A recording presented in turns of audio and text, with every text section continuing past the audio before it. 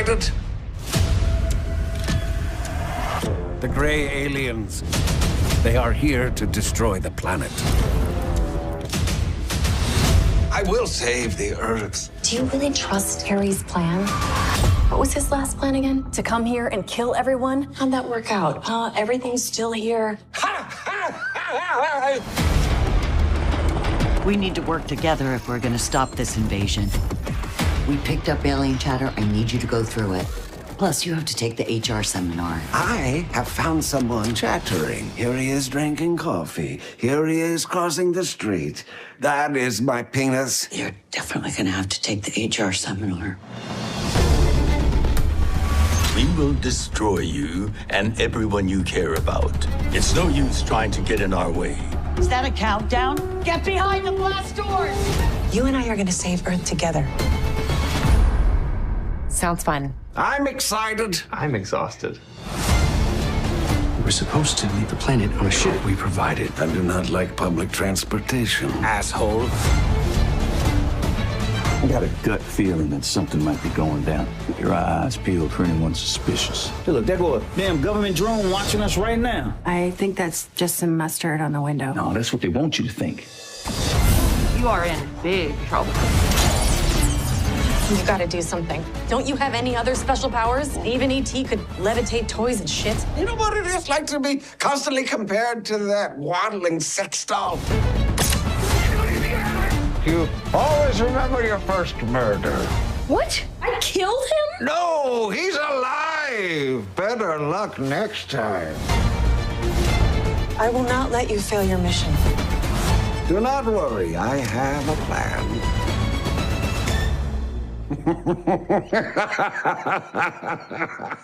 I do not have a plan.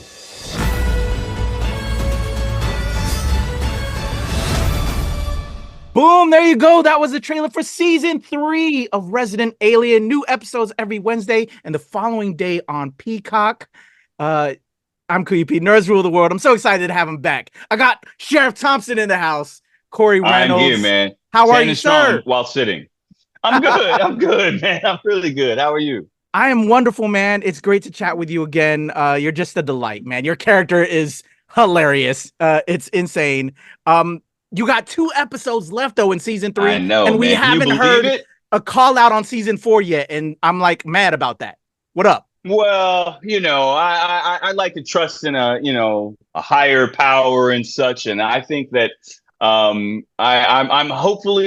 cautiously optimistic while hopeful. I think, like, as I've told one of the other interviewers, even if we don't get a season 4, I'm going to have Chris write one, because where we leave off at the end of season 3, I think it would be a disservice to our fans who have stuck with us through this journey to leave them where the finale leaves them. And it is a bit of a game changer. It changes everything. Yes. And I'm saying, and I have to tell you, I'm happy you brought that up, because I need a spinoff, especially with Sheriff Thompson.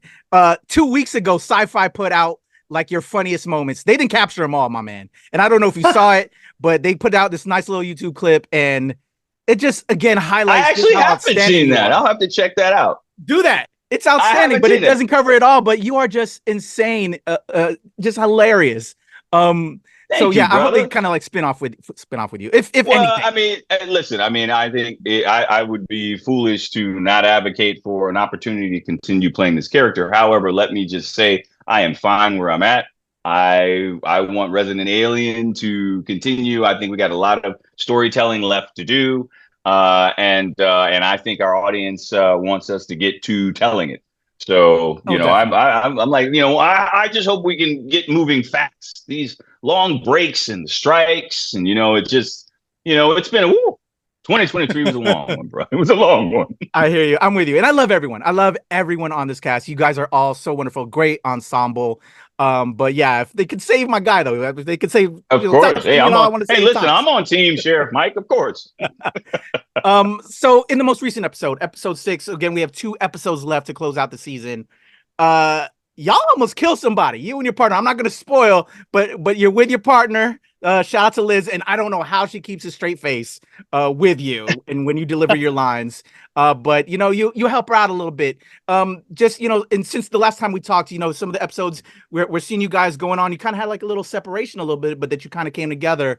But then almost kill somebody. How has that been like, again, working with Liz and just keeping it all together with this hilarious script that you get to deliver? Yeah, I mean, as I said before in one of the other interviews, Liz, it's like this magic chemistry. It kind of, like I said, it's probably when people discovered that like peanut butter and chocolate taste really good together. You know what I mean? Like you did this thing, you're like, holy shit. You know what I mean? That's kind of how it was from the very beginning with Liz. We get each other. You know what I mean? Like chemistry is this weird thing that you can recognize, but it's difficult to describe. And, we've had that kind of, we also are, I don't think either one of us are driven by ego.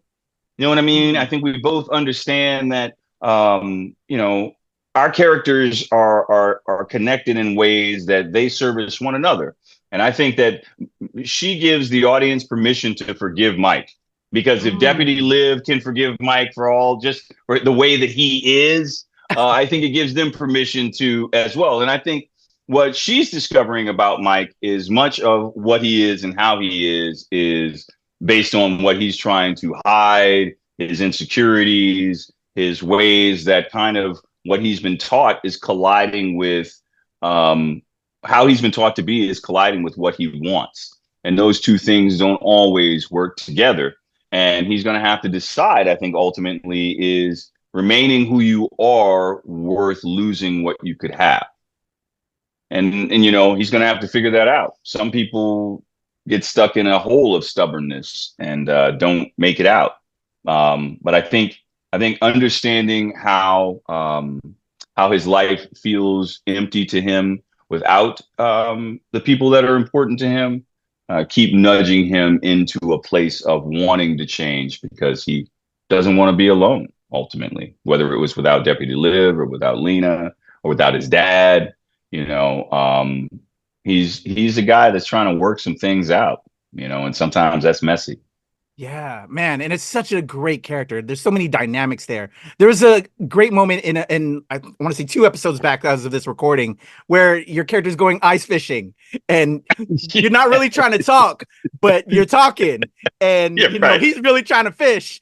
And I just think it's such an interesting dichotomy, of just, the I think it's like that facade that your character puts up, I think a lot of people walk around with that. Just so you know, my dog walker's coming back in. Oh, Thank good. you, Meg. I think with respect to that, I think a lot of people can relate to that aspect of themselves that insecurity that fuels like illogical choices sometimes. We're all trying to fix something while simultaneously trying to prove to the world that we're not broken. You know what I mean? We're all trying to hide who we are while also trying to be recognized for who we are. There's this interesting kind of back and forth that exists in being human, where, at least for me, where what we want doesn't always correlate to what we do.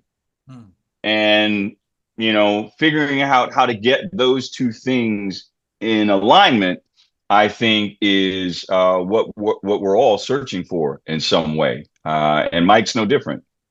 Definitely. I know people like that. That's what's so beautiful about the character. I think we all can recognize and see traits in that of our friends, and absolutely. Just amazing. Yeah, I mean, and that's a struggle we all have. I mean, I've recently started, dabbling back into social media. Once Musk took over Twitter, I left. But I've been dabbling with Threads because I want to promote the show and stuff like that. And as I'm scrolling through this stuff, it's like this feed, is created by the algorithm, the all-powerful algorithm. And so much of what I see is like, it really comes across as people wanting to be accepted. So much of what I see are insecure people trying to project security, insecure people trying to project the image of themselves that they want to perceive themselves.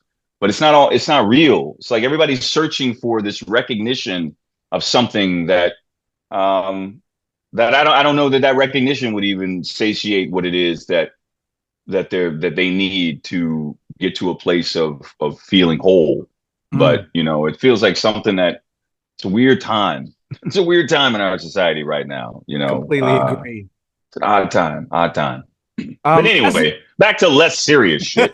Well, I kind of want to say on a serious note, because I think that's kind of like the beauty of your character. He uses that bravado as a defense mechanism because he doesn't want to explore himself, right? Absolutely. When you as an actor get the scripts, and which are just amazing, I'm sure you're laughing your ass off like we're laughing. But then when you have to portray it on camera and you're up there and you have to read, for your facial expressions, everything, to find that moments of being tender or just being straight or comedic, is there any difficulty when you're performing? I mean, I think if you're a gifted artist, you understand the complexity of being a person. I mean, the hardest part for me in those moments is look, nothing I do is fake. You know what I mean? Like the emotional stuff on the show, that's just it's not that it's of course it's based on things that aren't real because it's based on what's in the script, but that emotion that you have to find to bring that to life has to be real. It one of the things that bugs me the most about actors sometimes is what I call the crunch face crying. You know what I mean? Like there's this whole kind of, and I just don't know, and this is that, and it's all supposed to be, but there's not a tear falling. You know what I mean? And so if the scene requires that, then you as an actor have to find something within yourself that's so fucking hurtful that you can tap into that emotion to give that emotion to the moment. That's how I look at acting. Like I don't look at acting as shooting scenes. Acting is creating moments, and then the camera's there to capture those moments. So to create those moments and to have them feel real, they have to be real. And when that's a part of yourself you're giving every time. When we shot the scene on the bench, the emotional scene with Liz and I in season 2, I made it a point I wanted to shoot the close-up first.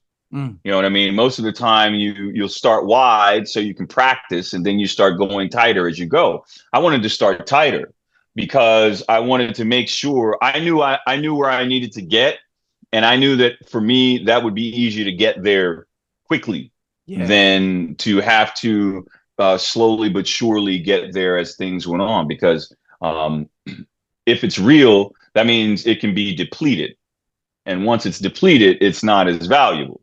So for me, it was like, let's pay that cost up front. If we're going to buy a house, let's not just put down a down payment. Let's, pay 50% of the value straight up with cash. And then we have our mortgage is small after that. You know what I mean? Like it's kind of like that for some of those moments. The comedic moments are a little different. There's a little more pressure and a little more trust. The pressure part is, at this phase, people are familiar enough with the show that there's this expectation, that it now accompanies everything. So maybe there's pressure to find something, funny or make something seem funny. But for us, I think in many ways, it's the subtlety that's funny. It's the reality of the moment that is funny more so than, whoa, I slipped on a banana peel. You know what I mean? Like that's not really our type of comedy. The trust part comes into it because when the cameras are on, unlike like live theater where you have an audience that gives you an instant reaction and instantly lets you know whether you have them in the palm of your hand or not, the cameras, nobody's allowed to laugh. You know what I mean? There is no live studio audience unless you're doing a 3-camera, sitcom. So there's a trust that the people who are watching it at the monitors, whether it's your writer, your producer, in our case, our showrunner, Chris and Robbie, you're trusting that they get it because really your performance is in their hands. Ultimately, you don't have as much control there. As much control as what ends up being used. I mean, you have control of your performance, obviously, but they have the ultimate control because it's what they piece together that's going to be the storytelling. Got it. I completely agree with all those. I think these were a bunch of actor pro tips. So my actor friends that are fans of mine that are watching this, I hope you wrote that all down, because as an actor myself, I've felt that, and it depends on the situation and the co-actor you're working with, how they come across. But yeah, definitely, I need to kind of unleash it at certain moments, and then sometimes then you have to save it. I mean, it's like it's a muscle. You know what I mean? And just like in sports. You know what I mean? If you got a close game and you got 6 minutes to go in the third, I'm going to sit my star because I want him or her to be able to come into the game and finish it, and that takes energy. And it is finite. So, you do as much as you can, get what you need, and then, you clean up around the edges later. But the meat of it has to be there. I love it. I love the analogies right some of there. This stuff. Yeah. I agree. I love the analogies. Again, Corey, you're my star in this gang, but again, you having a great team. Thank you, brother. Of course, brother. Let's talk about your team. To throw some shine. We're getting ready to close out the season. There's different storylines building up. I don't want to spoil yours, but what are you? Separating yourself as a fan outside of yourself as a member of the cast, so that way we don't spoil. What are some of the favorite threads that you're hoping, for the fans that they're now seeing and you want to see kind of come along outside of yourself with the rest of the team? Yeah, I think, well, first of all, I think the finale is going to serve up. It's going to tie a lot of things together while it's simultaneously unraveling everything. I know that sounds like a sound bite. You got to use words where you say something, but you say nothing at all. You know what I mean? But in trying to make sure that, I preserve any spoiling, I'm going to get you a Frosty Paw in 1 second. My dog's like, dude, where's my ice cream? But ultimately, I think to come back to your question, which I need you to ask again, because my dog is in my face here. Bobo. Oh, no worries. What was your question one more time? You're my MVP on this Resident Alien squad, but as a fan of the rest of the team, just what are you looking for from their storylines as we close out the last two? Yes, right. Well, I think obviously the main storyline is what's going on with the Greys. You know what I mean? What is their plan? Are they, and how close are they to completing it? And there's a lot of storylines going on right now. I mean, obviously you got to see what's going to happen with Ben and Kate now that she's been kind of made aware of what's happening to her, and cuffing to the bed. Darcy's now, yeah, you know what I mean? Like she's, and what's interesting to me, knowing what's coming, is all of these things are going to converge in a way where there's no going back.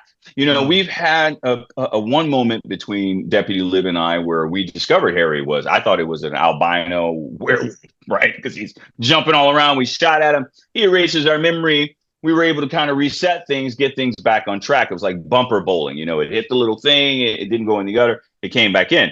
However, what's happening now towards the end of this season, there's no way to put this back in the bottle. And it will significantly, I am very curious to see what season 4 will look like. I will say this: 308 is the most jaw-dropping episode, the finale. But 607, 307 is my favorite episode of the season. What's coming up this next episode, you're gonna see some really. We're going to swing for the fences on 307. It's fantastic. I just watched it. I sent it over, and when we read the script, it was great. But seeing it all now come together the way that it has, this is going to be an interesting one for the audience. This is going to be a fun one, real fun one. I can't wait. Everybody, again, 2 more episodes left. Go binge it right now. Streaming on Netflix. Could be a possible home if y'all don't stay there. I'm just saying. I just want a season 4, y'all. So SyFy is a good fit. Peacock is a good fit. Netflix is a good fit. We'll take it where we can get it, baby. Let's just demand it, y'all. Fans, season 4. We want it. Amen. Corey, all right, Kuya P. It's a pleasure to chat with you, my friend. Always a blast. If we get that season 4, we got to come back again. I want to give you your flowers. Absolutely, man. Let's celebrate. I got to get your thoughts on the last 2. I mean, definitely. 307, 308. I gotta see what you think about that, man. Because I'm telling you, I'm setting the bar pretty high. These are gonna be really great episodes. Let's do it. I can't wait. Corey, All right, always brother. a pleasure. Everybody, Corey Reynolds. Thank you, my Sheriff man. Thompson in the place. Resident Alien. 2 episodes left, y'all. Go check it out on SyFy. New episodes every Wednesday, the following day on Peacock. Always a pleasure, Corey. Thank you, brother. Appreciate you, sir. Your boy Kuya P. Nerds rule the world. All right, They there's sure a do. cut.